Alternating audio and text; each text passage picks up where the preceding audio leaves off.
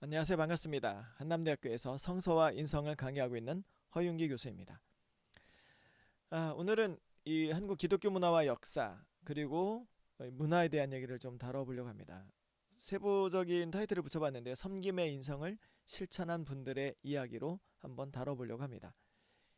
개강을 이제 1학기 같은 경우는 개강을 하고 나면 이제 3월 1일이 지나고 나서죠. 그래서 학생들과 이런저런 얘기를 하다 보면 이 3.1절에 대한 얘기를 안 할 수가 없습니다. 학생들과 이런저런 얘기를 하면서 이 3.1절에 대한 얘기를 우리가 좀 한번 살짝 얘기를 나눠보거든요. 근데 그 학생들과 얘기를 하면서 3.1 만세운동이 있기 전에 어떤 일이 있었냐라고 했을 때 학생들은 잘 모르는 경우가 많습니다. 그래서 28 만세운동에 대한 얘기를 좀 다루는데요. 28 만세운동은 동경에서 일본의 동경에서 활동하고 있던 유학생들을 중심으로 2월 8일에 동경 내부에서 만세 운동을 합니다. 그래서 대한 독립 만세를 외치던 것이죠. 그리고 이곳에 있다가 독립 만세 운동을 하셨던 분들이 이제 조선으로 넘어오면서 일본에서 우리가 이런 만세 운동을 했으니 조선에서도 하자라는 시작점이 되게 됩니다. 그래서 이것을 계기로 일본에 있던 동경의 유학생들이 조선으로 넘어오게 되고요. 그리고 조선으로 넘어와서 이제 3.1절 운동, 3.1 운동이 펼쳐지게 됩니다. 자, 그런데 우리가 여기서 좀 살펴볼 게 있습니다. 3.1 운동의 기폭제가 되었던 것이 있습니다. 이 3.1절 만세, 3.1 만세 운동의 기폭제가 됐던 것은 무엇이냐 하면 이 고종 황제의 죽음이었습니다. 이 고종 황제가 이 죽음을 당하게 됐는데요. 장래 이제 갑자기 돌아가셨는데 고종 황제께서 꽤 건강하셨던 분이라고 소문이 이렇게 기록에 남아 있죠. 그리고 이제 이 고종 황제께서 잘 먹고 주무셨는데 고종 황제께서 갑자기 돌아가시게 됐고 그리고 이 시신이 급격하게 부패되는 것을 보고 나서 아, 일본에 의한 독사를 사람들이 추측하기 시작합니다. 이렇다 보니 이 일본에 대한 분노가 사람들의 마음들 속에 일어나게 됐고요. 결국 이것을 계기로 해서 3.1 만세 운동의 기폭제로 작동을 하게 됩니다. 이 내용들을 보면서 이 3.1 만세 운동의 대표적인 역할로 나타났던 우리가 눈여겨봐야 될 분이 있습니다. 누굴까요? 네, 맞습니다. 민족 대표 33인입니다.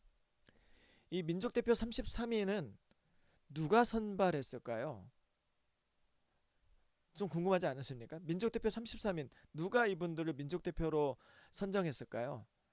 아무도 선정한 사람이 없습니다. 그런데 중요한 것은 민족대표 33인이 모두 종교인이었다라는 것입니다. 민족대표 33인이 종교인이었는데 기독교인이 16명이었고요. 천도교인이 15명, 불교인이 2명이었습니다. 그러니까 종교의 비율을 얘기하는 것이 아니라 이때 당시에 민족대표 33인으로 아무도 추대하지 않았으나 이분들이 독립선언문을 낭독할 때 모든 사람들이 이분들은 우리의 민족대표로 인정하겠다라고 했던 것이죠. 그러니까 이걸 정리해보면 역순으로 추적해보면 그 당시에 종교인들은 적어도 그 민중에서 존경을 받던 분들이었다라는 것으로 추측할 수 있겠죠. 그만큼 이렇게 민족대표 33인들을 중심으로 해서 독립만세운동이 확장되었고 그로 인해서 사람들에게 독립에 대한 열망을 가져오게 했던 것을 볼 수 있습니다. 대표적인 분이 문용기 의사입니다. 이분은 4월 4일 독립만세운동의 주도적인 역할을 하셨던 분으로 군산영명학교 출신이었습니다. 1878년에 태어나셨으나 1919년에 즉 이 독립만세 운동을 하시다가 돌아가셨던 것이지요. 이 3.1 만세 운동의 출발자였던 이 독립만세 운동의 군산영명학교의 이 독립만세 운동 내용들을 우리가 한번 좀 살펴보도록 하겠습니다. 자, 문용기 의사는 군산영명학교 출신이었습니다. 이 4월 4일 독립만세 운동의 가장 중심적인 역할을 하셨던 분이면서도 그리고 독립운동을 하시다가 현장에서 순국을 하셨던 분입니다. 그는 우연히 오른손에 태극기를 들고 군중의 앞으로 나아가 독립운동의 정당성과 일제의 만행을 규탄하는 연사를 하였다. 그러자 일본 헌병이 칼을 휘둘러 그의 오른팔을 베어 태극기와 함께 땅에 떨어뜨렸다. 하지만 그는 쓰러지지 않고 다시 왼손으로 태극기를 들고 만세를 외치며 전진하자 이번에는 그 왼팔마저 베어버리고 그는 투파를 잃은 몸으로 뛰어가며 계속 만세를 불렀다. 이에 격분한 일본 헌병은 추격하여 사정없이 난자하였고 그는 목숨이 끊어지는 순간까지 독립만세를 외치다가 끝내 순국하고 말았다. 어떻습니까? 독립만세 운동을 위해서 자신의 삶을 바쳤던, 자신의 목숨까지도 헌신하셨던 분의 모습을 들으면서 우리는 과연 어떻게 살아야 될까? 이런 고민을 하지 않을까요? 독립기념관에 이분의 동상이 있고요. 그리고 그분의 피 묻은 옷이 그곳에 전시되어 있습니다. 우리는 참 우리가 살고 있는 이 현실이 너무나 편하게 느껴지고 또 그분들의 삶의 모습들을 통해서 우리는 무엇을 배워야 될까라는 지점들을 좀 고민해 봐야 되지 않을까 싶습니다. 자, 이번에는 학생당 독립운동에 대한 얘기를 좀 다뤄보려고 합니다. 그럼에도 불구하고 이 승동교회에서 학생들이 모여서 전국에 독립선언문과 태극기를 배포하는 준비를 하고 그리고 그것이 오늘날의 독립운동, 학생단 독립운동의 출발지로 기념이 되어져서 서울시 유형문화재 130호로 등재가 되었습니다. 자, 이제 선교사님들에 대한 얘기를 좀 살펴보도록 하겠습니다. 선교사 얘기가 나왔는데 선교사 얘기를 좀 너무 뒤로 한 것 같아서 넘어가 보겠습니다. 자, 알렌이라는 선교사가 있습니다. 이분은 고종 황제의 외교 고문으로 왔던 분입니다. 그래서 광해원, 지금의 이제 제중원이죠. 관립의학교를 만드셨던 분입니다. 이 광해원은 제중원으로도 불렸는데요. 예전에 저도 기억이 나는데 제중원이라는 드라마가 있었던 걸로 기억이 납니다. 이 제중원은 조선 최초의 서양식 국립병원으로 1885년에 만들어졌습니다. 이 존 로스라는 분을 또 우리가 살펴보지 않을 수 없는데요. 이 존 로스라는 선교사는 스코틀랜드 선교사였습니다. 이분이 조선으로 와서 제일 처음 했던 것이 무엇이냐면 성경을 한글로 번역하는 것이었습니다. 성경 얘기가 나와서 좀 얘기를 좀 해보려고 합니다. 저는 아버님 쪽으로는 3대째 목사 집안이었고 제가 이제 4대째 목사가 됐고 어머님 쪽으로는 구세군 5대째 백년 가문입니다. 태어나 보니까 그런 가문에서 태어난 거예요. 저는 되게 싫었어요. 왜냐하면 아니 아버지가 목회를 하시는 거지 제가 목회를 하는 건 아니잖아요. 근데 저도 목사처럼 막 사람들이 바라보고 목사 아들이라는 것이 꼬리표처럼 따라다녀서 정말 싫었죠. 근데 이제 어느 날 아버님이 갑자기 저를 부르시더니 뭔가 이렇게 꺼내주시는 거예요. 그래서 뭔가 봤더니 성서를 이제 꺼내주시는데 로스역을 나왔으니까 얘기하는데 1887년에 나왔던 로스 성경입니다. 로스가 한글 조선어로 이제 번역한 성경인데요. 이거는 원본은 아닙니다. 원본은 어휴 택도 없고요. 이거는 이제 복세본인데요. 1950년에 이제 복사했던 내용입니다. 한번 여러분 내용 보여드릴게요. 이렇게 되어 있습니다. 예수 성교 전서 이렇게 되어 있고요.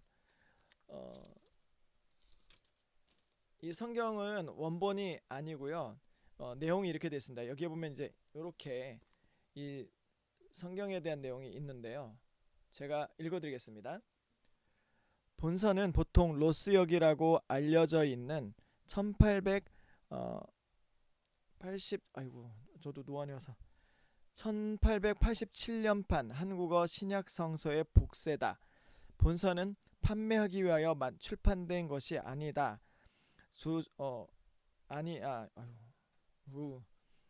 제가 내용을 읽어드리겠습니다. 본서는 보통 로스역이라고 알려져 있는 1887년판 한국어 신약 성서의 복세다. 복사본이다 라는 얘기입니다. 본서는 판매하기 위하여 출판한 것은 아니나 본서 복세 비용을 충당할 만큼 대금을 지불하여 주기를 청하는 바이다. 본서는 1950년 9월 화재로 전부 타버린 원 성서회관 대신에 1956년 종로에 재건된 새 성서회관 낙성을 기념키 위하여 복세 출판한 것이다 라고 되어 있습니다. 그러니까 한국 성서회관이 불에 탄 것을 다시 만들기 위해서, 건립하기 위해서 만든 것이죠. 1887년판의 복세본이니까요. 한번 보여드릴게요. 이렇게 되어 있습니다. 아브라함과 다윗의 후에 예수 그리스도의 세계다. 이렇게 되어 있는데요. 성경이 이런 식으로 되어 있습니다. 그래서 이렇게 성경을 이렇게 하나, 로스역 성경을 하나 갖고 있고요. 또 하나는 성서회관의 문의하면 몇 년도 판인지 알 수 있는데 또 되게 오래된 성경이 하나 있습니다. 이렇게 생긴 건데요. 되게 오래된 언어로 되어 있습니다. 여기 보시면 이제 고어로 되어 있는데 할아버지께서 보시던 성경인데 이렇게 정말 옛날 아레아 글자가 이렇게 있는, 문자가 있는 성경입니다. 또 하나는 이거는 정말 조심스러운데요. 만질 때마다 바스러지는 성경인데 이것도 역시도 이렇게 되어 있습니다.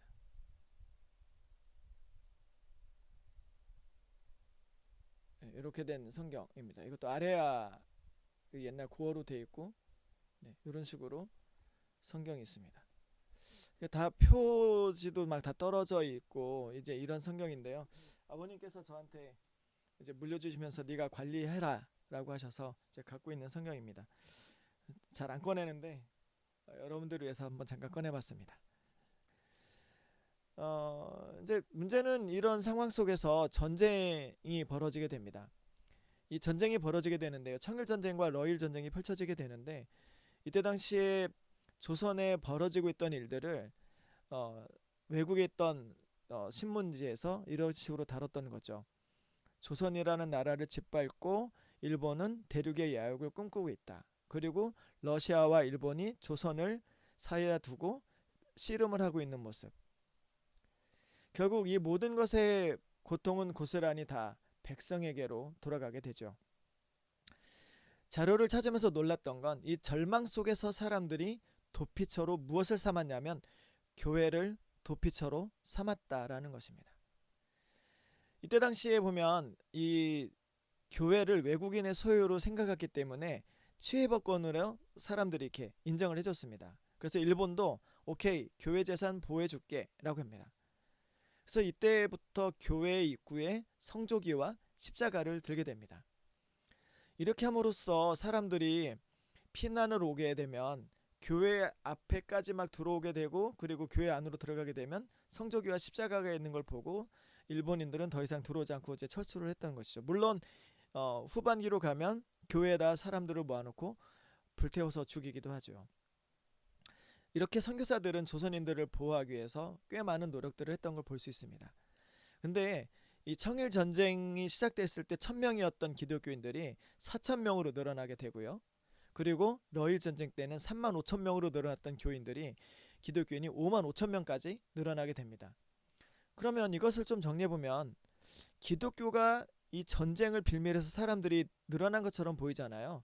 그런데 이거를 우리가 다시 좀 생각해보면 그때 당시에 기독교를 힘의 종교로 봤던 것은 아닐까요?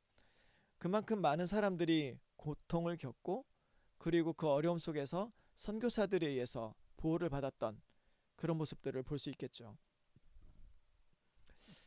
오늘 강의 내용은 좀 주저리주저리 좀 길어진 것 같은데요. 섬김의 인성을 실천했던 선교사들의 모습을 보면서 우리들은 어떤 섬김으로 그리고 어떤 생각을 가지고 사람들을 대할 것인가. 제가 3강에서 말씀드렸던 것처럼 인성이 스펙이 되는 시대가 되었습니다. 근데 이 100년도 더 전에 있었던 선교사님들은 내가 뭔가 성공을 위한 스펙으로서 인성을 했던 것이 아니라 그분들의 삶의 모습에는 도움이 필요한 사람들을 도와줘야 된다라는 그런 마음들이 있었던 것이겠죠. 요즘 혐오와 증오가 너무 사회에 팽배해져 있는 것 같습니다. 하지만 우리가 다시 나와 생각이 다른 사람들을 이해하기 위해서 노력하고 나와 생각이 다르더라도 같은 시대를 살아가는 사람으로서 서로에 대한 이해와 존중을 한다면 어떨까요? 선교사님들에게 빚졌던 조선이라는 나라, 지금은 대한민국이 됐지만 우리 역시도 누군가에게 그렇게 나눔을 실천해야 될 의무가 있지 않을까요? 지금까지 시청해주셔서 감사합니다. 다음 시간에 뵙도록 하겠습니다. 감사합니다.